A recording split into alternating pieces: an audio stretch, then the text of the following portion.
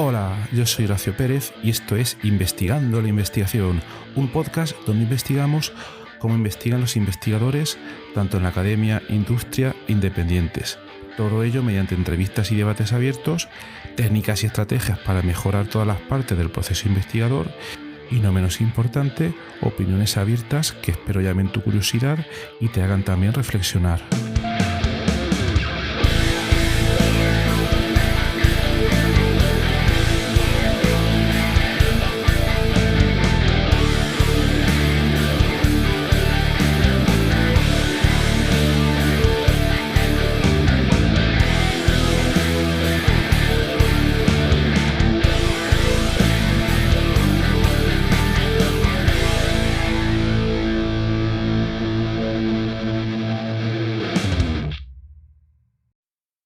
Hola, buenos días, buenas tardes, etc.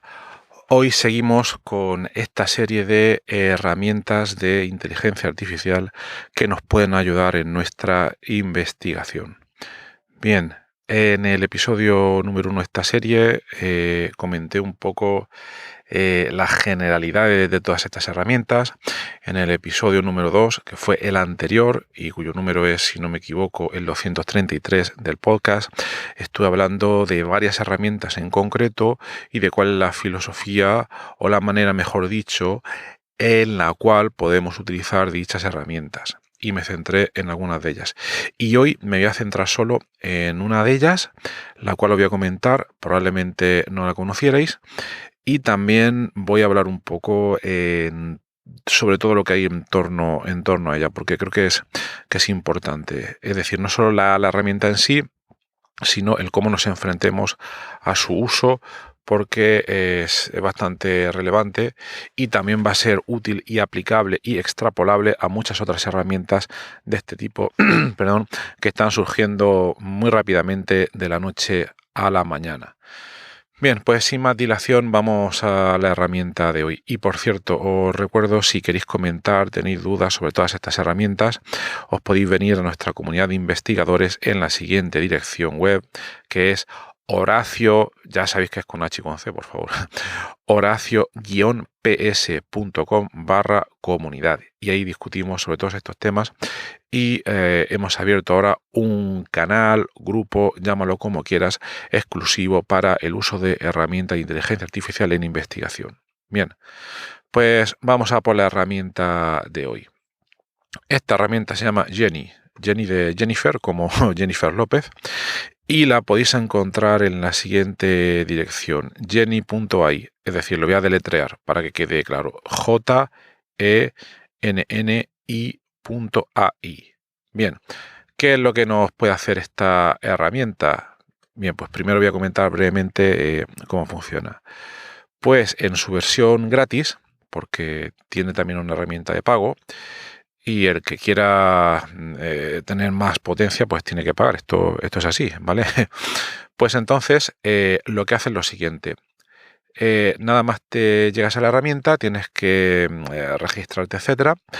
Y en la versión gratis puedes probar directamente la herramienta, y lo primero que te recomendaría que hicieras es que, sin explicarte más de la herramienta, es que vamos a suponer que tienes que escribir un resumen de un artículo y ya tienes un poco en la cabeza las ideas de ese artículo. Entonces lo primero que haces es escribir un párrafo, ¿vale?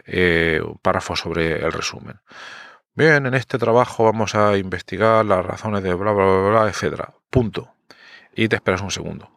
Y entonces verás cómo aparecen, creo que son 3 puntos que empiezan a moverse, y de golpe la herramienta te intenta escribir el siguiente párrafo o la siguiente línea o las siguientes 3 líneas.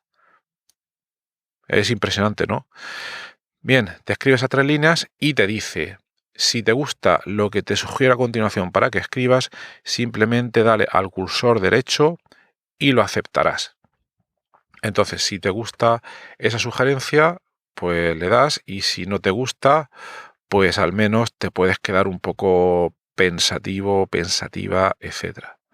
Bien, pues esta es la idea de la herramienta.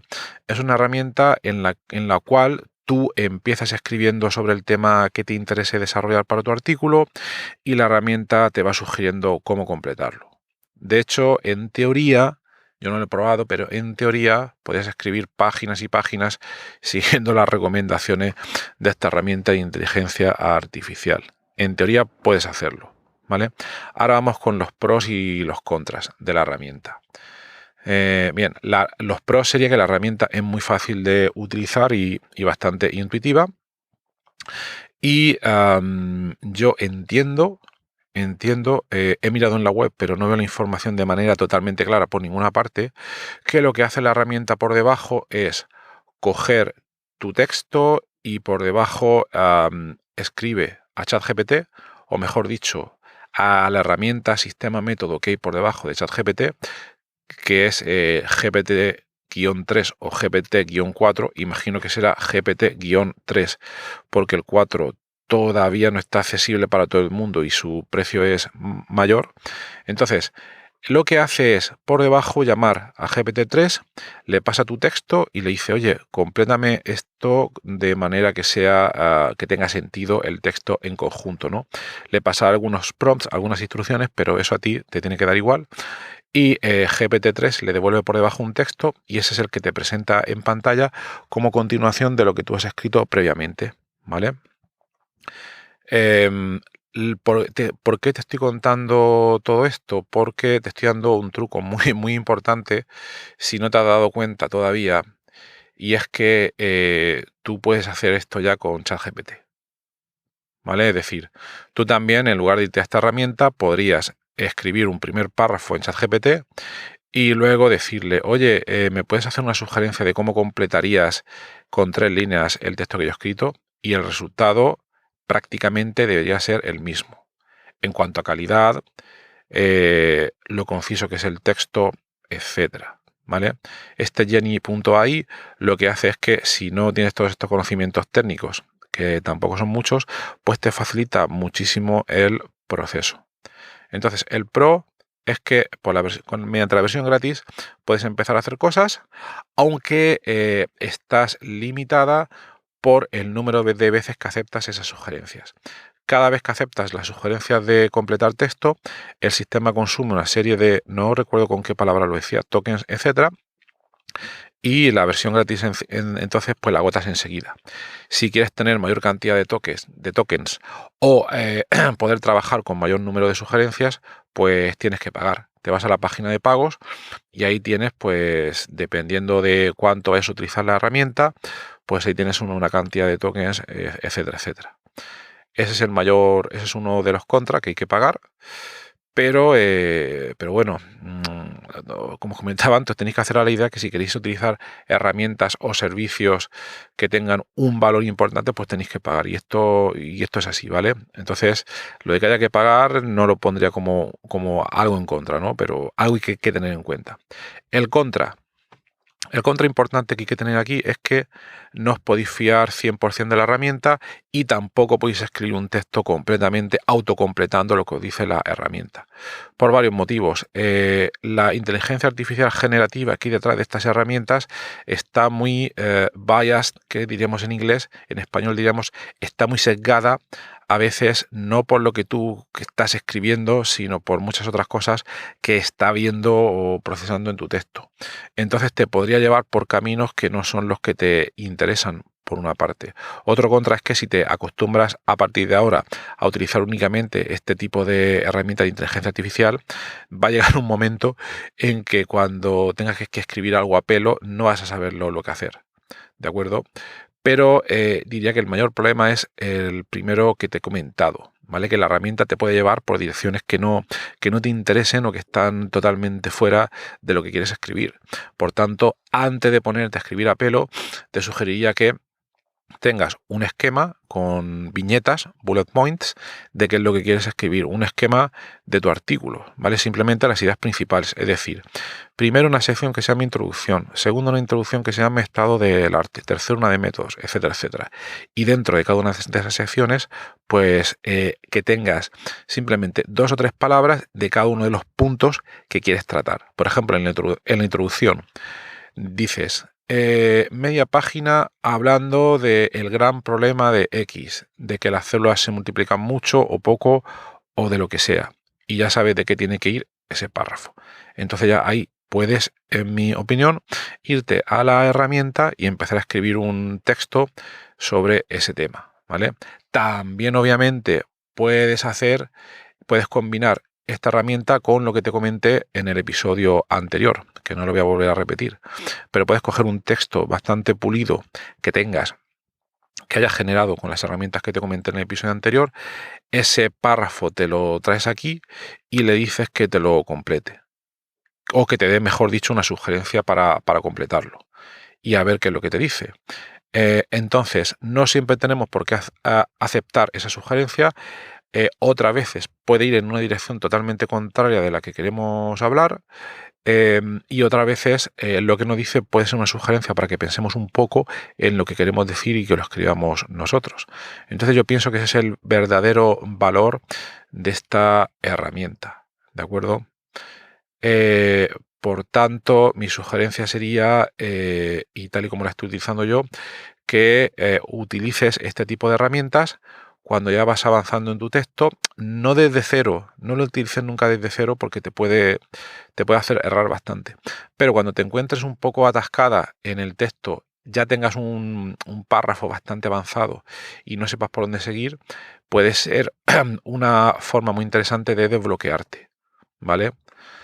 Y recuerda el truco que te he comentado, que puedes utilizar para no tener que necesitar esta herramienta al 100%.